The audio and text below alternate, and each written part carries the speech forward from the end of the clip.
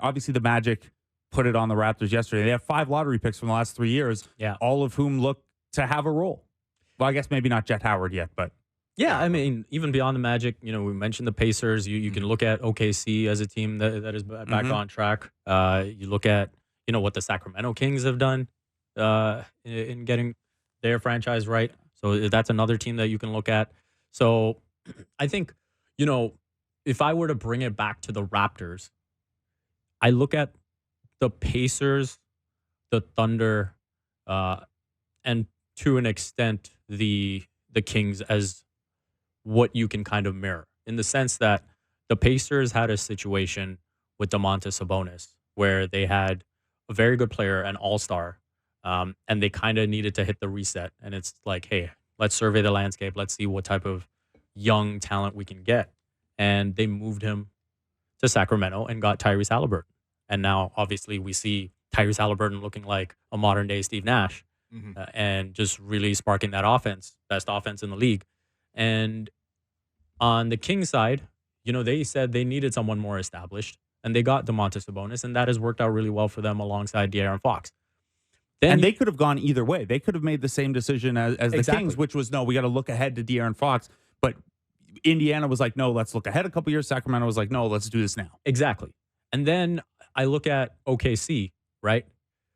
When they had to pivot off of Russell Westbrook and Paul George, I specifically looking at Paul George, like to be able to get a player like Shai Gilgeous-Alexander, so spiritually, if the Raptors were to look at, taking a definitive pivot, then you're looking at Pascal Siakam and you're saying, okay, if there is a deal to be made where you get your Shai Gilgeous-Alexander, where you get your Tyrese Halliburton, where even if you go back to when the Pacers first traded Paul George and got at the time a very good young player in Victor Oladipo, that is spiritually the type of deal that you want to get done, right? And then everything kind of makes sense, right? So even when we look at and criticize Scotty Barnes playing with an all-bench unit, when the expectations are that you're not going to win, that you're not being super competitive, then you kind of can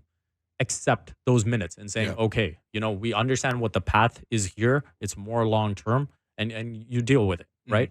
And so I think part of the frustration with seeing these lineups is because you're in this in-between where it's like, are we competing? Are we just going young? What are we doing? And they're kind of dipping their feet in both waters, and it's like, you got to pick a direction. And I think what's interesting about, the two examples that you gave is that these were not, both those teams got some extra stuff. Like Buddy Hield was in that trade. The Thunder got extra picks because the Thunder have infinite picks and that's what they crave. But in neither of these cases did they acquire a sure thing blue chip prospect. Shai was the 11th overall pick, was coming off a rookie year where he made all rookie second team. We have all been excited about Shai. Nobody, I don't think at that point was like, this guy's going to be a top 5 MVP candidate. Tyrese Halliburton was the 12th overall pick and was a year and a half to, again, being solid, but not a slam dunk, hey, he's going to be a max contract guy. He's going to be a franchise guy. There's an element of this that was, yes, opportunistic with selling a piece at the right time and getting some long-term stuff, but also identifying the right guy who hasn't quite got there yet, but has that sort of upside. Exactly. So who is that guy out there right now then? Because I like the analogy that you made with the Pacers, right? And part of the Pacers moving on from Sabonis is they had positional overlap. Him and Miles Turner in the front court just wasn't a great fit, right? So you end up moving. It's not too dissimilar from, I suppose, if you want to look at Scotty and Pascal in that way. Although I do think Scotty and Pascal are a better fit, but regardless, even put that aside, who is that young guy out there that you'd be targeting if you're calling around the league? Is that, have we heard that name come up even in association with the Raptors in trade talks? Because we saw, I guess, the Atlanta Hawks trade proposal. Yeah, I mean, I guess Jalen Johnson, maybe he's not going to get to that level. He wasn't even in that mix. It was AJ Griffin and Kobe Buffkin, neither of whom are even contributing or playing much. Yeah. But no, I just mean in terms of, hey, who's the guy that's going to take a jump or whatever. But yeah, I mean, I guess this is the thing is you don't know who that guy is until it happens and you develop them properly. Right. And that's where, coming back to the scouting and the development that has been such a big strength of the Raptors over the years, is they've got to try and hit that home run, right? Like, I think Trey Murphy III could be a guy like that if New Orleans was hungry for a deal or whatever. But, then the fit gets weird, and I don't know. There are a couple guys out there who you could sell yourself on, but I don't know that they're concentrated on the teams that would want your pieces. Because even to an extent, just to throw in another example out there, you think about the Nets, right? Yep. No one, I think everyone viewed Mikal Bridges as a very nice 3-and-D player. I don't think anyone viewed him the way he played those final, 20, 30 games, the way he started out this season. I don't think anyone viewed him as that type of player, right? And so that's where the scouting, hey, what are you seeing in a guy that maybe, if he's given the right opportunity, can be more, right? And so those are the players, again, as, Phoenix is like waiting and waiting and waiting to see if they can get Kevin Durant. What if you were the one calling for a Mikal Bridges and saying, hey, okay, maybe Pascal Siakam is the guy for you, And, I know I'm pushing the whole Pascal Siakam thing, but again, I think that's probably the biggest piece in all of this in terms of picking a direction. At the same time, the other name that I will put out there is Jakob Poeltl, because if you look at why things don't fit, it's because Scottie Barnes' shooting has obviously looks like it's made a jump this season, but you still have two non-shooters in Pascal Siakam and Jakob Poeltl. And so that really hurts the spacing on the floor. And so I think with the way Jakob Poeltl's minutes have played out so far, he's not looking like the piece that you first acquired. And that was always going to be a risk on a team that was so bereft of spacing. And even if he was the guy you thought you were acquiring and the fit was as good, you still shouldn't have, in the place you're in, given up a first-round pick for him. For the right to pay him 4 years, $78 million. Exactly. And again, you go back to the decision-making that went into that.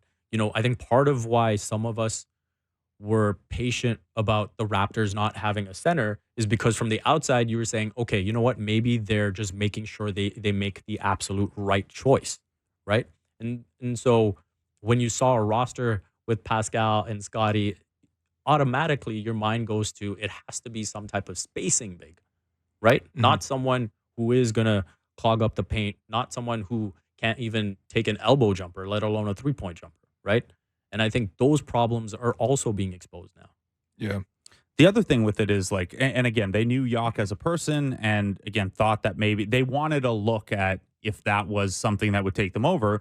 The other thing is like, I had thought all along that the part of the idea with building without a center or not overpaying for center was the belief, which is like pretty true around the league, that you can find capable centers like pretty regularly. Like there are obviously the scars still from the Aaron Baines, Alex Len year, but like Alex Len is still playing rotation minutes in the NBA. Like there are he's 50 Cent's favorite player. Goga Batadze was available for nothing for the Orlando Magic. Yeah, sure. Like literally got waived mid-season last year and was just available. Like you can find these guys, or you should be able to find these guys. So giving a first and then a 4-year, $78 million deal that, and Will, I'll kick this to you, is I guess if we go down the scenario where they look at this and they say, look, teams are passing us, teams have rebuilt quicker than us, we're not good enough to justify a win now, but we like Scottie and spare parts is not intriguing enough to like it's too long a tear down if you tear it all the way down. So you're going to trade Pascal for stuff that helps now, maybe Gary, whatever. Do you think you could get more for Jakob Poeltl than like, hey, his contract's like a neutral asset. We'll take it on and give you an expiring, but like we're not willing to help you more. Do you think you could get equity back with Jakob, or is it just kind of a reset button on that deal? I think the key question is, can you get back what you gave up, which is a first I don't think so. in 2 seconds. Right. Okay. I feel like I think you probably could talk a team into it, a spare team into it. Like like let's say you go to OKC and you're like, listen, you have Chet. It's a great season for you, but you guys definitely need a situational big. You have $1 million first-round picks. You can't give me just one? Like, you can at least have a conversation. Like, we're not going to pretend like Jakob is, like, not a good player. He is. No, he is. He's just not the right, necessarily, the fit here. But I think, to me, the bigger question is just, like, when we eventually pivot to this point where it's like, okay, we're kind of done with this group. We've seen what this group has done. We've even changed coaches to see maybe the new system, new coach different voices, different vibes, does that change sort of the production? And if it doesn't fundamentally change, which right now it does not look like it's fundamentally changed, we changed point guards as well, also a big thing. Then you kind of do have to pivot in the other direction. And I think, what's concerning to me is like, okay, let's say you put aside some of the early season results and just say there's a certain class of team that's definitively ahead of the Raptors. Obviously, Boston is definitively ahead. Milwaukee, with their talent, is definitively ahead. Philadelphia is definitively ahead. I'd say Miami is definitively ahead of us as well. You got to give them the respect, right? But there's like a middle kind of class tier where it's like, okay, some of them are on the way up, some of them are already kind of ascending. And I just want to ask you, would you rather take Toronto's future over these teams? Okay. Orlando, would you take Toronto's future over Orlando's future? No, not right now. I would say because they have the better depth. Yeah, I would say no. Even if you think that Scotty Barnes has the highest upside of any of these pieces, and I think that's probably where I'd lean at this point versus Paolo and Franz.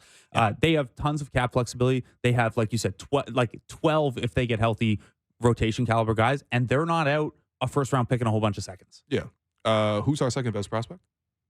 Grady, I guess, just because he's recently a lotto pick. Who's Orlando's second best prospect? Franz or Paolo? Yeah, no, conversation's over. Next one, Indiana Pacers future or Toronto's future? Yeah, I'd probably say Tyrese Halliburton is the best player. Mm-hmm. And so I would go Pacers. Yeah, I'm with that. And not only that, but like, again, they have pieces around him. They have that, and I know they have a Buddy Hield decision to make, and Miles Turner will eventually get a little older or whatever, but it's a front office that's done pretty well hitting on the marginal guys for sure as well. And another team that has a whole bunch of extra picks. If Great is the second best prospect, they have Andrew Nembhard. They have Benedict Mathurin. They got Jarris Walker, who they don't even play yet, but he was the 7th overall pick. I'll still keep talking myself into Jalen Smith as a bench big, even as he not performs as a bench big. They got a lot of guys. We'll see them tonight. And again, lots of extra picks. Coming back to that conversation, it's like, hey, who are the young guys you maybe see potential in? Maybe Benedict Mathurin is a guy. Maybe Shaedon Sharpe is a guy. Yeah. Those are the type of guys that you look at and say, hey, what would they look like with a bigger role and a longer runway in terms of your future? Mathurin is not a bad target, I suppose. Honestly, if I had to make a Pascal trade, I would call Indiana. I mean, probably won't get done, but that is life. Okay, Cleveland Cavaliers, better future than Toronto Raptors? You would have to say so. I mean, you look at the backcourt with Garland and Mitchell. You look at Evan Mobley. Mm-hmm. I think you would have to lean that way. Yeah. I think I'd lean that way, but it's got to happen sooner than later because, again, they're still out a ton of picks from the Donovan Mitchell trade. So their ability to sustain it once guys hit that next contract, like once even Evan Mobley hits that next contract. Mobley's going to have to make an offensive leap. Yeah, I think he's an otherworldly defender, and I watched a big chunk of that game last night, and he was unbelievable defensively. Mm-hmm. But yeah, right now they're situated where once he gets his next deal, you probably can't have all of these guys getting paid. A little TBD. I hear you. New York Knicks? I'd take the Raptors. Yeah. I agree. Yeah. They don't really have that many high chip prospects, but they do have a lot of picks that apparently they can't offload. The Atlanta Hawks. This is a tough one. Like, they've got a lot of like solid mid-tier assets. Like they're trying to give like 3/4 for Pascal Siakam as a dollar. Yeah. And so I'd probably lean Raptors here. Okay. And to kind of bring it back a little bit, the other side of the equation that the Raptors have to evaluate is just flat out keeping Scotty happy, right? Okay. And so in terms of having competitive players on the roster, talented players on the roster, you have to evaluate the deals from that perspective where, say, for example, if you look at a Dallas, right, and the way they kind of dug themselves a hole with, Jalen Brunson leaving and kind of, hey, who's going to come in? And then they kind of just swing for the fences with the Kyrie trade, which is looking okay right now. Yeah. But I do think there is that danger where you set your sights so far on the future, then, 3 years from now, maybe you get yourself into a situation where Scotty's looking at it and saying, hey, what am I doing here? Yeah. Yeah, listen, it's difficult. I didn't even ask you about over Brooklyn. Brooklyn is kind of like push for me as well. Chicago, I think the Raptors are ahead of them, but they'll pivot. Although there could be a first mover advantage in if Chicago pulls the trigger first on, hey, DeMar's out, Zach's out. Like they have Patrick Williams isn't anywhere near the prospect Scotty is, but there might be a first mover advantage to blowing up first. Yeah. Right. And low-key, Charlotte's prospects, much better than Toronto's prospects.